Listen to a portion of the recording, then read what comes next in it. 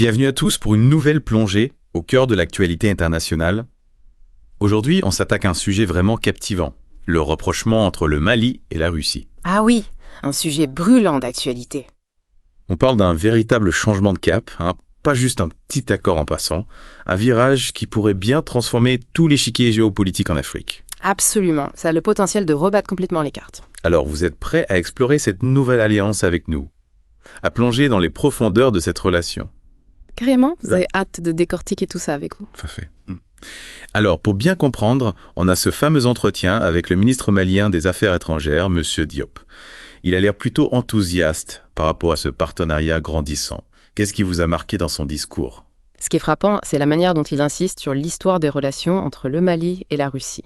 On a l'impression qu'il veut vraiment insister sur ce point. Oui, il ne s'agit pas d'une alliance improvisée, sortie de nulle part. C'est une relation qui s'est construite au fil du temps, petit à petit. Exactement. Et aujourd'hui, on dirait que cette relation prend une toute nouvelle dimension. Elle dépasse largement le simple cadre sécuritaire. C'est vrai. On sent que le Mali a de grandes ambitions avec ce partenariat. Ah oui, et ce qui est intéressant, c'est l'ambition du Mali de construire un partenariat économique solide avec la Russie. Un partenariat durable. Donc, pour le Mali, la Russie, c'est bien plus qu'un simple allié en matière de sécurité. Bien plus, oui. Ils cherchent des avantages économiques bien concrets. Tout à fait. On parle d'infrastructures, d'énergie, de ressources naturelles. Oui, on dirait qu'ils veulent vraiment s'affirmer sur la scène mondiale. S'imposer comme un acteur incontournable. Exactement. Et ils ont une stratégie claire pour y parvenir.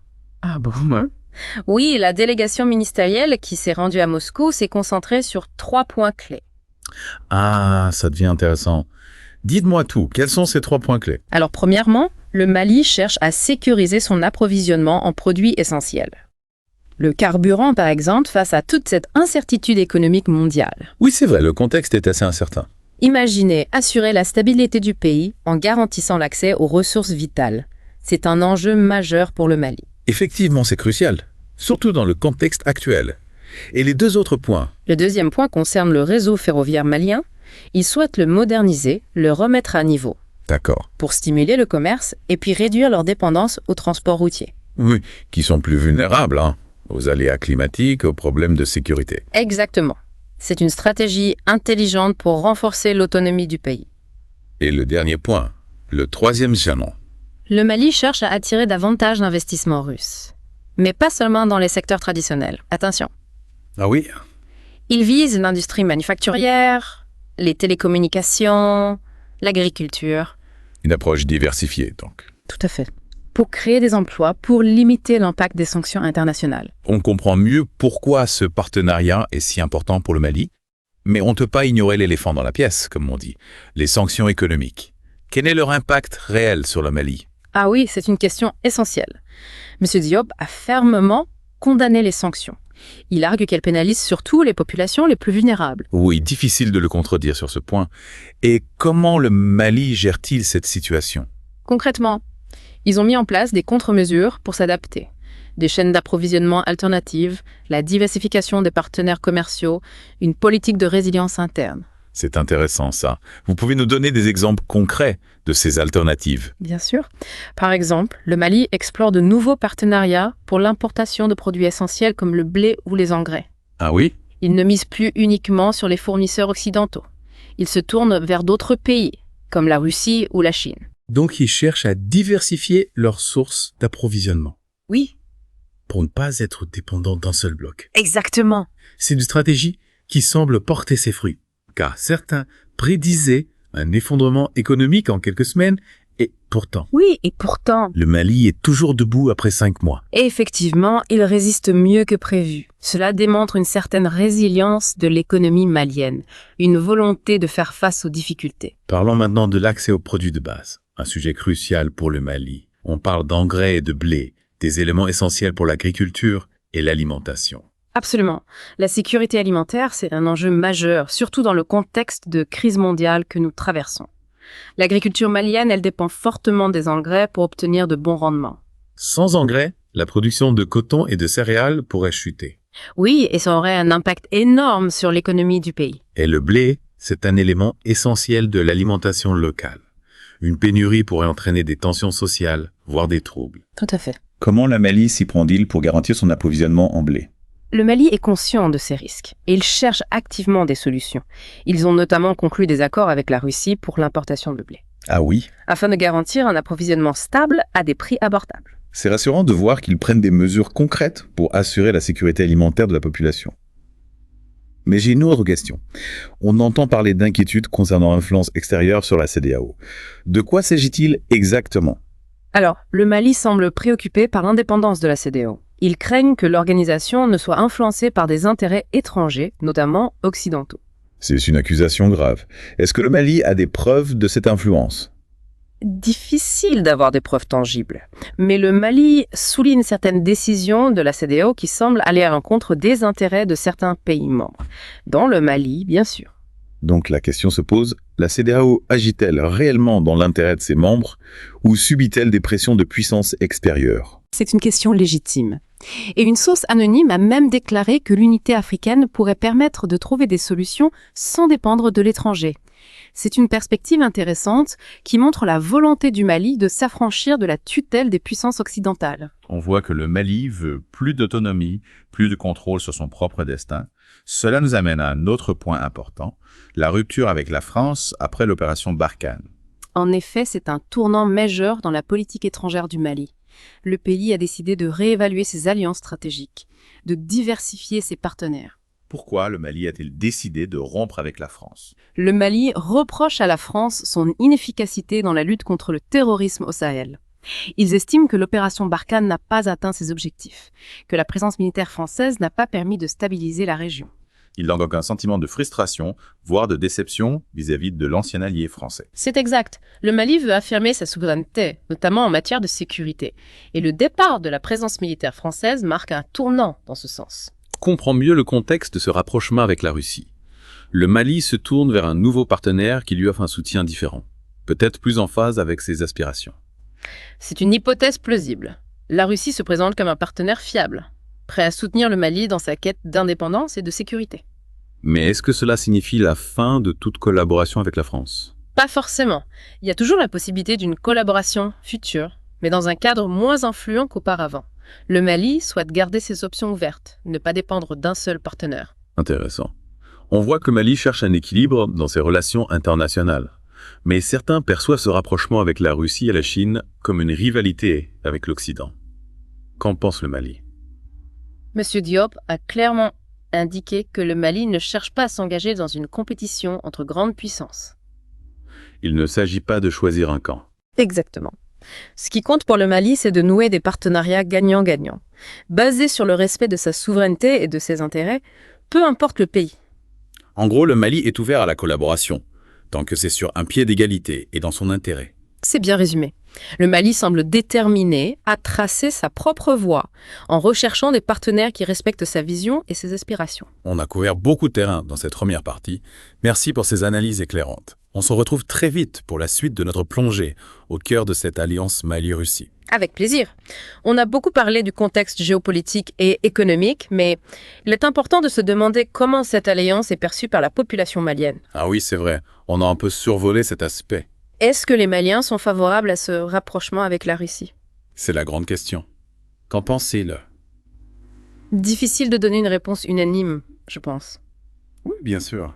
Il y a certainement une diversité d'opinions au sein de la population malienne. Forcément, on peut imaginer que certains Maliens voient d'un bon œil l'arrivée d'un nouveau partenaire puissant, surtout dans le contexte sécuritaire actuel. Effectivement, la Russie est perçue par certains comme un acteur capable de garantir la stabilité, de lutter efficacement contre le terrorisme. Un peu comme un sauveur-riga. Oui, en quelque sorte. Mais de notre côté, il y a probablement des Maliens qui sont plus réticents, Ah oui, certainement. voire inquiets face à cette alliance avec la Russie. Tout à fait. Certains craignent peut-être que le Mali ne devienne trop dépendant de la Russie. Et qu'ils perdent leur autonomie en quelque sorte. Exactement. Ou que cette alliance ne l'isole sur la scène internationale.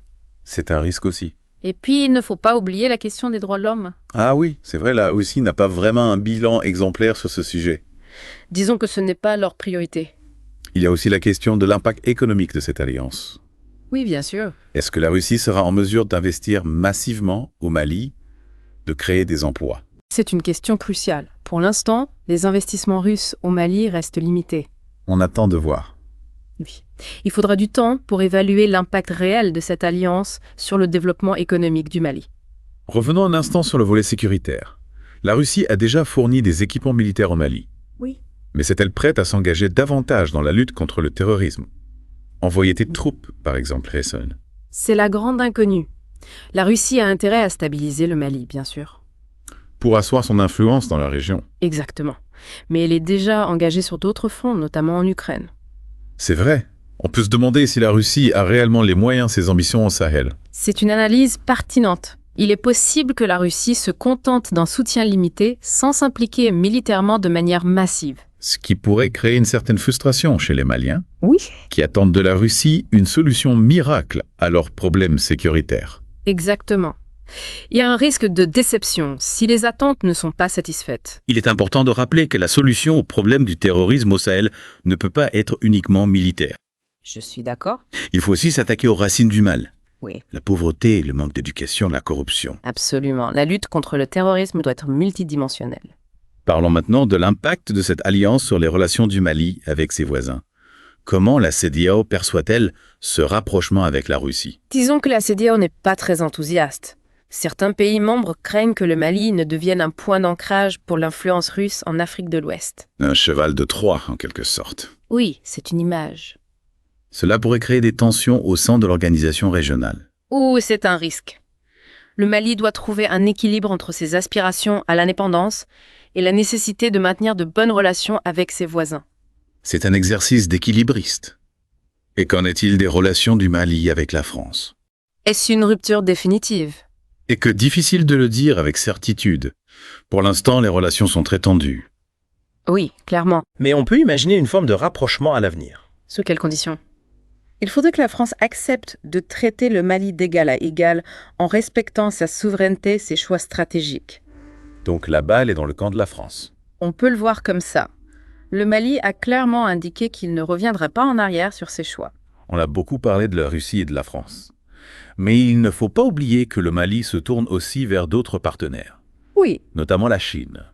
effectivement, la Chine est un acteur majeur sur le continent africain et le Mali cherche à diversifier ses alliances pour ne pas dépendre d'un seul bloc. C'est une stratégie qu'on retrouve chez beaucoup de pays africains. Oui, c'est la politique du non-alignement. Quels sont les intérêts de la Chine au Mali? La Chine est intéressée par les ressources naturelles du Mali, notamment l'or et l'uranium. Elle investit aussi dans les infrastructures comme les routes et les chemins de fer. La Chine est partout en Afrique. Oui, elle a une stratégie à long terme sur le continent. Donc le Mali se retrouve au cœur d'un jeu géopolitique complexe avec plusieurs puissances qui cherchent à s'y implanter. C'est une situation délicate pour le Mali qui doit naviguer entre les intérêts divergents de ses partenaires. On touche du doigt l'un des enjeux majeurs de cette alliance avec la Russie. Le Mali peut-il réellement s'affirmer comme un acteur indépendant sur la scène internationale? C'est la grande question. Le Mali a fait le choix de la rupture avec l'ancienne puissance coloniale, mais il reste à voir s'il parviendra à éviter de tomber sous la dépendance d'autres puissances. À se libérer d'un joug pour en prendre un autre. Exactement. C'est un défi de taille pour le Mali qui doit concilier ses aspirations à la souveraineté avec la nécessité de coopérer avec des partenaires extérieurs. C'est tout le paradoxe. Effectivement, le Mali est à la croisée des chemins et l'avenir nous dira s'il parviendra à tracer sa propre voie. On arrive à la fin de cette deuxième partie. Merci pour ces analyses. On se retrouve très bientôt pour la dernière partie de notre plongée au cœur de l'alliance Mali-Russie. À tout de suite. On a beaucoup parlé des aspects politiques et économiques de cette alliance Mali-Russie, mais il ne faut pas oublier l'impact sur la population malienne. Ah oui, c'est l'impact humain. Comment les Maliens perçoivent-ils ce rapprochement avec la Russie? Est-ce qu'ils y voient une opportunité ou une menace? Difficile à dire. Les avis doivent être partagés. C'est ça. Les opinions sont probablement très diverses au sein de la population malienne. On peut imaginer que certains Maliens voient d'un bon œil l'arrivée d'un nouveau partenaire puissant. Oui, surtout dans le contexte sécuritaire actuel. Oui, ils se disent peut-être que la Russie va les aider à lutter contre le terrorisme. Exactement. La Russie est perçue par certains comme un acteur capable de garantir la stabilité de lutter efficacement contre le terrorisme.